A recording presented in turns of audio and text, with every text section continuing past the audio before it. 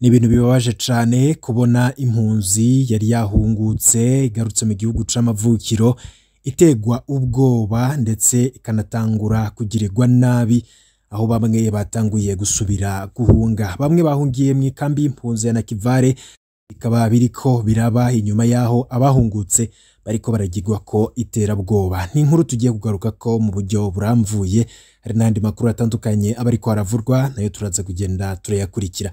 Nimba utarafyonda kuri subscribe wabanza ugafyondako kugira igihe cose turonse amakuru n'ibiganiro mwene nk'iburaje mu wa mbere bashikirwa navyo. Benshi mu Barundi basubira mu makambi y'impunzi harimwo inkambi ya Nakivale mu Buganda bakaba bari bahungutse ku gushaka kwabo mu mwaka w'ibihumbi 2021 bavuga ko bagizweko iterabwoba ku mitumba bavako mugabo izindi mpunzi ziguma zitahuka. Abambere bashitse i Nakivale hagati ya Munyonyo na Kigarama mu mwaka w'ibihumbi 2021.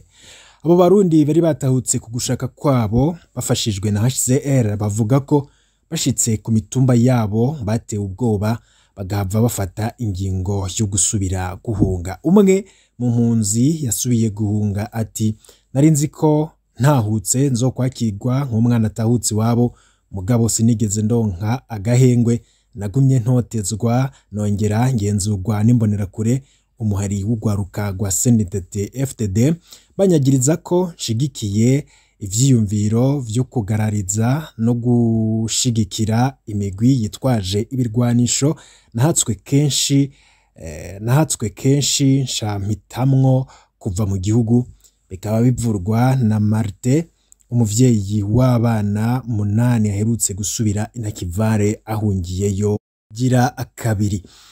Mu bandi bagize ico bavuze bariko barahunga bagiye bagira ico babwiye abamenyesha makuru, harimwo abandi bemeza ko bahunze kubaho nabi. Nk'umwe yamenyesheje ati ngarutse kubera ko n'abatahunze bashaka guhunga inzara, kubinyerekeye vyananiye kuronka akazi canke ikindi cose conyinjiriza kugira mbesheho umuryango wanje. Bikaba bivugwa n'umugabo afise umuryango w'abantu 7 aherutse gusubira kwakirwa mu kigwati ca Kabazana A aho ni mu kambi y'impunzi ya Nakivale.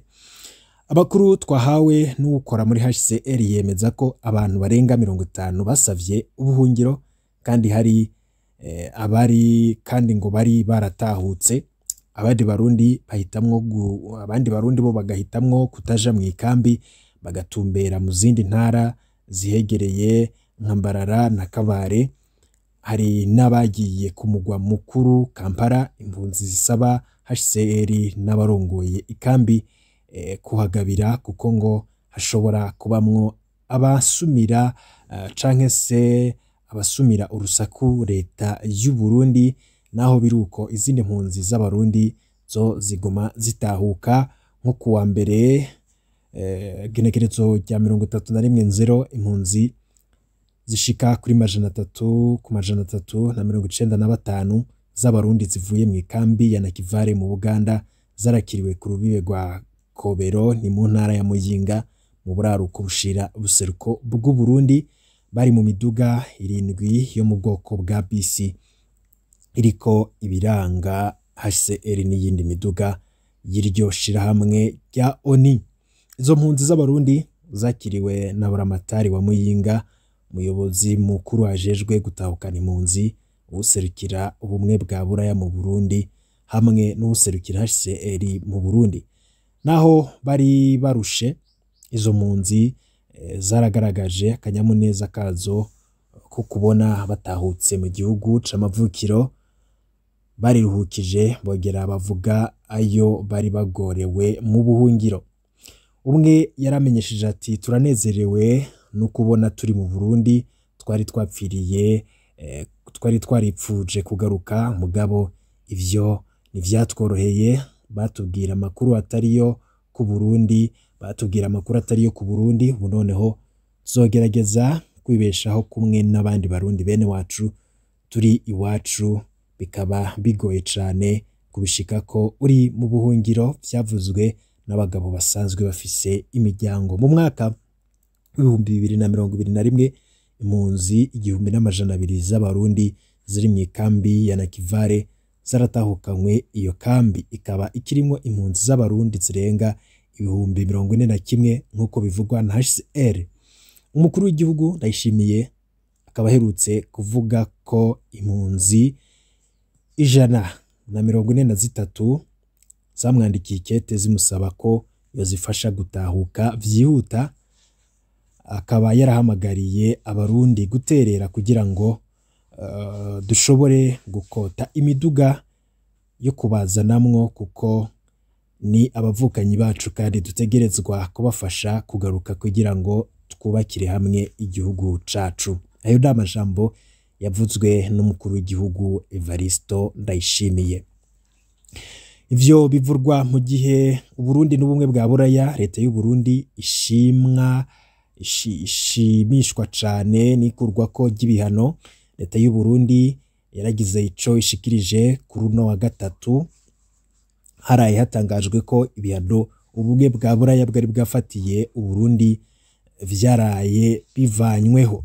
Umushikiranganje yajejwe imigenderanire we yashikirije ko ako kanyamuneza indongozi z'u Burundi zifise abicishije mu bimenyesha makuru biri mu gihugu.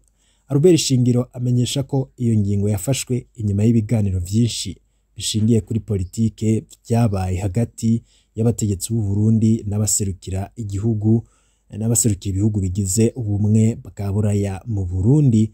Ati turanezerewe kandi turakeje ubumwe bwa Buraya kubona bwafashe ingingo nziza yo gukurako ibihano bwari bwafatiye u Burundi, niko yabwiye ibimenyesha makuru vyo mu Burundi. Kubwiwe iki gihe ngo nico kwitwararika ibikorwa biteza imbere imibano n'ubutunzi by'igihugu mu gushira inguvu mu migenderanire ishingiye mu gisata c'ubutunzi. Ibisata vyo gushira imbere nk'uko abivuga ni guhanahana ibidandazwa hagati y'u Burundi n'ibindi bihugu, korohereza abanyamahanga bashinga imitahe mu Burundi kugira ngo urwaruka ruronke akazi, kwiga ubuhinga bwo gushinga amahinguriro mato mato mu bisata bitandukanye, hamwe no kubaka inyubakwa rusangi. Ku bwa Shingiro, ngiyo ngingo ituma Burundi busubira kwibonekeza mu makungu nk'uko abivuga.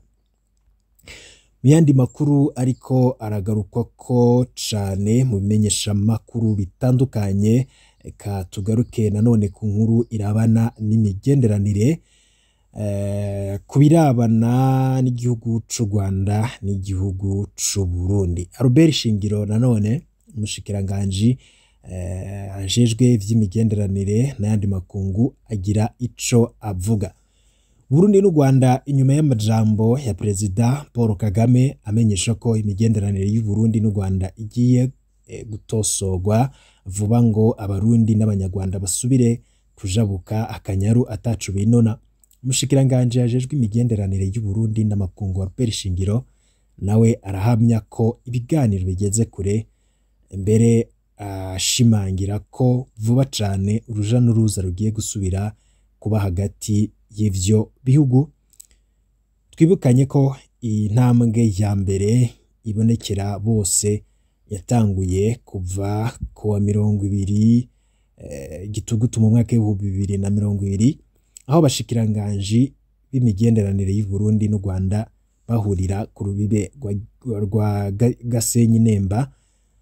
Ariko hakaba haranagiye haba ibindi bikorwa bitandukanye, nk'aho umukuru w'igihugu Evaristo Ndayishimiye yarungitse intumwa ziwe mu Rwanda, zikaba zari zishiriye ubutumwa mukuru w'igihugu cy'u Rwanda Paul Kagame. Ico gihe ibiro vy'umukuru w'igihugu c'u Rwanda bikaba vyaramenyesheje ko habayeho bari bazanye ubutumwa, kandi hakanaba hanabayeho ibiganiro vyo kurabira hamwe ukuntu imigenderanire y'ibihugu vyompi ishobora gusubira kunaguka nk'uko vyagiye biratangazwa. Umushikiranganje wa mbere w'u Rwanda nawe akaba yaranishikiye ngaha mu Burundi, akagirana ibiganiro n'abategetsi b'u Burundi. Vyose bitanga umwizero ko ibintu bishobora gusubira kumera neza.